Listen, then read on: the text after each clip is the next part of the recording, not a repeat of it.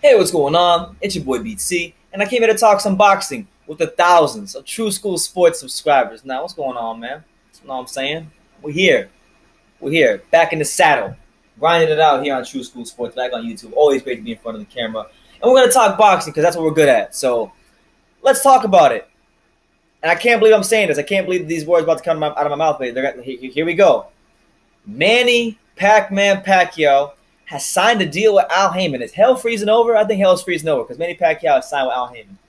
Now, when I first heard this, I thought to myself, there's no way in hell this is true. Then I saw reports after report after report, and then eventually the other day I got a press release in my email saying that it's official. So it's official, and that's just ridiculously crazy to think about. That Manny Pacquiao is now an Al Haymon fighter. And I've seen people react to this and give different viewpoints. Like I've seen a popular viewpoint is, Terence Manny Pacquiao signing with Al Haymon is so is because he's ducking Terence Crawford. He doesn't want to fight Terence Crawford, and that's what it is there. I don't agree with that, but we'll get into that later on in the video. Another viewpoint I've seen is that Manny Pacquiao is going to Al Haymon simply because Al Haymon will get him at least one fight a year. He'll make good money. And most of the top names in that division, the big money fights for him at welterweight, are on that side of the street. They're with PBC. So if he wants to fight the Danny Garcias of the world, the Keith Thurmans of the world, the Sean Porters of the world, Earl Spence, if that's a possibility, Luis Collazo. I mean, not that's a big money fight, but I'm saying he's there as well. The most notable names in the welterweight division are primarily PBC fighters. So if you're Manny Pacquiao, a guy that's consistently shown that he will fight the best, he'll fight the top guys, he'll fight the best competition available to him at the time, you had to go to PBC. So I ain't knocking it. It's unexpected, but it's good that Pacquiao's still in the welterweight division because to me, the way I see it, he even at his advanced age, he is still a top 5 welterweight. And if you think otherwise, then you ain't not really watching boxing. Simple as that. So now that we have that established, let's get into just what this means for Pacquiao. How active will Al Haymon have him? Because Al Haymon has had a hard enough time keeping guys like, Earl Spence active. Yeah, Earl Spence hasn't been very active over the last year or so. He got the title over Kell Brook in June or July or May, whatever it was, of 2017, and still hasn't. And only fought, I believe, he only fought like twice since then. So, you would like to see a little more activity from Earl Spence. So how the hell is Al Haymon going to keep Pacquiao in the ring? And that's probably my only worry is, there's definitely a lot of great possibilities with PBC and Pacquiao, but it's not something where you can be completely secure because Al Haymon has shown many times, even with his top fighters, that they can go through long periods of inactivity, So we'll see. As far as 2018 goes, Earl Spence fought in January, then he fought in June, so hopefully he gets a fight to close the year out, but we haven't heard anything as of yet. So that's that. A lot of good matches there. We can go on for days. We got Thurman, we got Porter, we got Spence, we got Danny Garcia.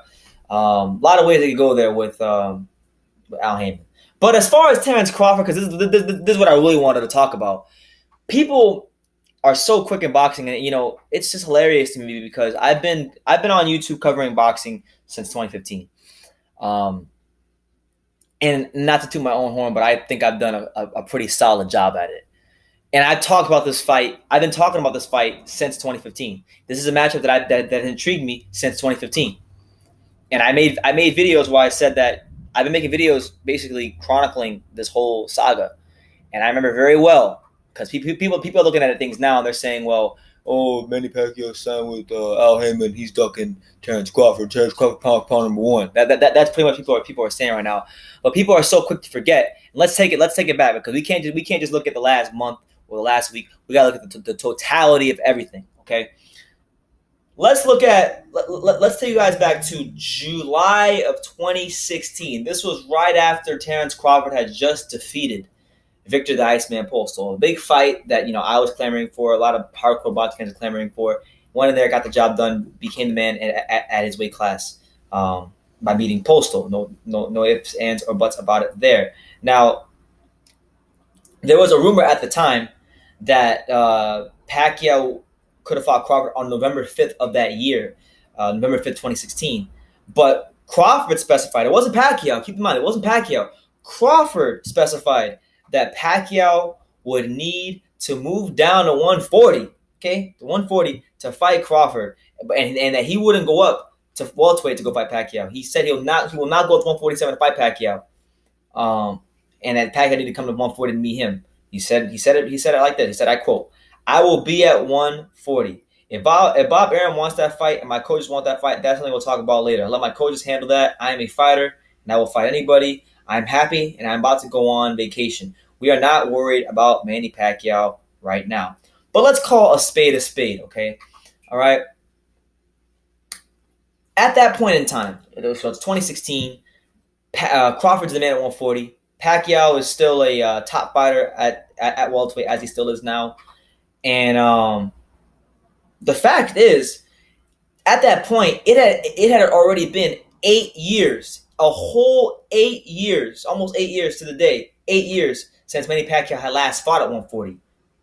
His last fight at 140 pounds was against David Diaz in June of 2008. Okay, 8 years at that point, almost, we're talking almost 10 years now. So to ask Pacquiao to go down to 140 to meet you, that's a big ask. And last time I checked, Manny Pacquiao is a legend. Manny Pacquiao is the one that's going to be bringing the money to the table. Manny Pacquiao is the one that if you beat, it's going to make your career go to another level. So you need to be the one chasing him, not the other way around. And Pacquiao recently came out and he said that Crawford was scared to fight him. Now, that's been an exaggeration. I don't think Crawford was scared, but I definitely think that Crawford just being so adamant about wanting to fight at 140 basically killed all hopes of that fight right then and there. And then when you factor in that, and I interviewed Pacquiao's advisor, Michael Kantz, in 2016, not too long after. I think Crawford said this in July of 2016. I interviewed Kantz in September of 2016, and Kantz was saying that they weren't trying to make a Crawford fight because business-wise didn't make sense. The Postal fight was his first pay-per-view. It completely and utterly flopped. Crawford is not a massive name, even in the States.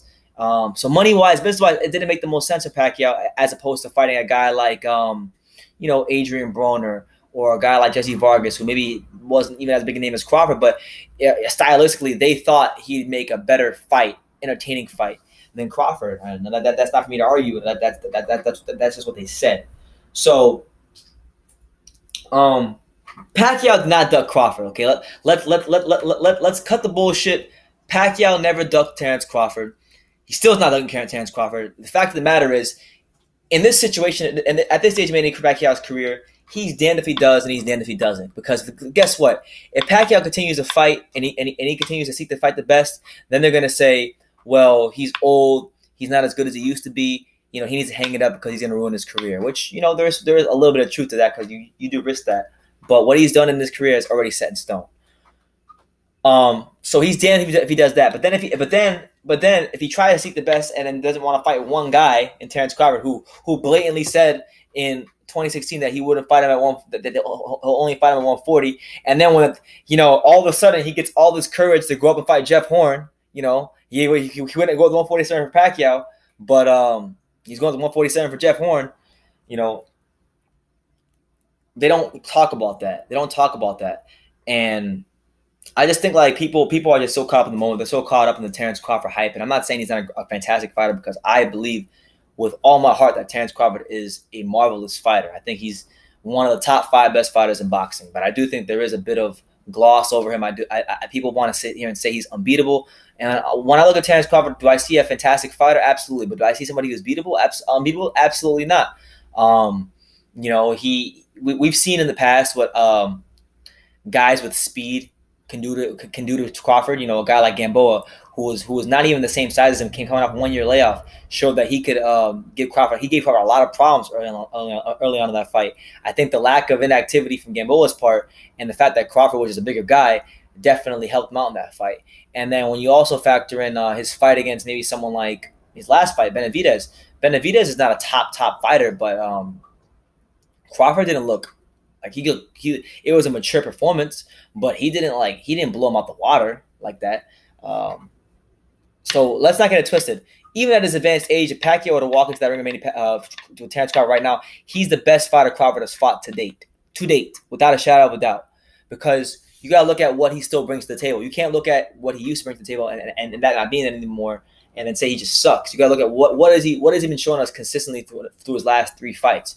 What we've seen from Pacquiao's last 3 fights, the Matisse fight, and the Horn fight, and the Jesse Vargas fight, we've consistently seen from Manny Pacquiao a guy that still is very crafty with the way he takes his angles, a guy that can still land that straight left hand at will, a guy that maybe he doesn't throw as many punches as he used to, but in not throwing as many punches, he's not making himself susceptible to get countered as much. And what we do know about Terence Crawford is that he looks to counter his opponents. He looks to work off of whatever his opponents give him.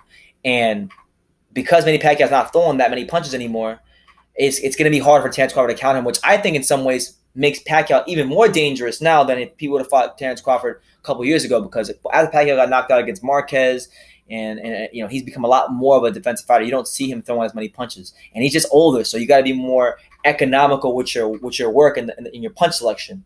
So I think Manny Pacquiao is more than capable of beating a Terence Crawford, and that might be an unpopular opinion to people in the boxing world. People might laugh and say, "Oh well, Pacquiao's old and he lost to Jeff Horn," but I mean, most of us know that he didn't lose to Jeff Horn. That's number one.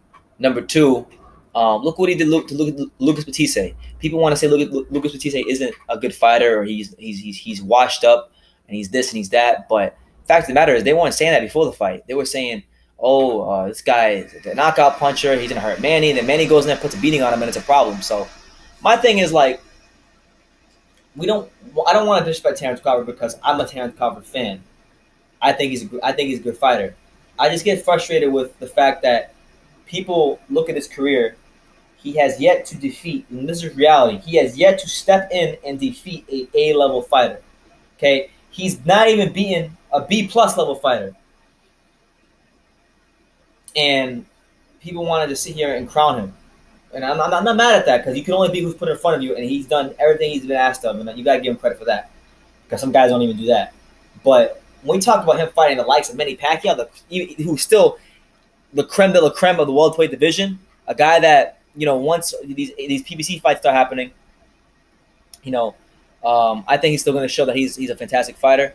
But you can't sit here and just say Manny ducked Terence Crawford or Crawford ducked Manny. It's more complex than that. Boxing, there's politics, there's deals, there's people that get in the way of these fights. And you got to understand that.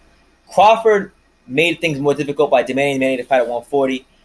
Bob Arum's, another thing I failed to mention earlier, Bob Arum's matchmakers early in 2016 and late 2015 were saying that they weren't all comfortable yet putting Crawford in the ring with Pacquiao.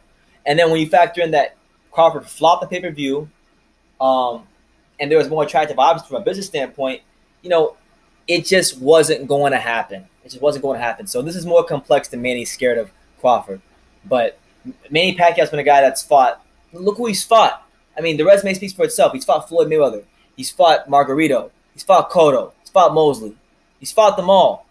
8 weight class, Morales, Barrera. You can never question this man's heart. Ever. Ever.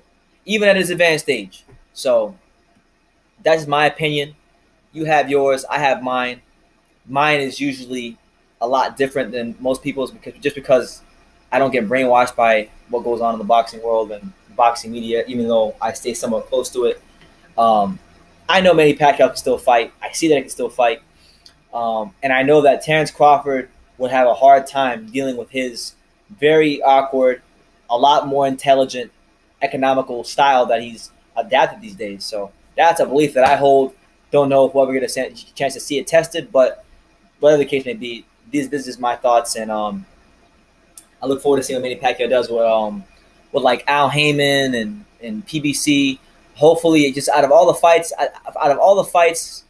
that I'd like to see, I would definitely like to see Danny Garcia versus Manny Pacquiao, or Manny Pacquiao versus Sean Porter. I think those will all be fantastic. I think those two fights right there, style-wise, would be very intriguing for me to watch. And let me know what you guys think. Who do you want to see Manny Pacquiao fight on the PBC roster? Do you think this is a good move for his career?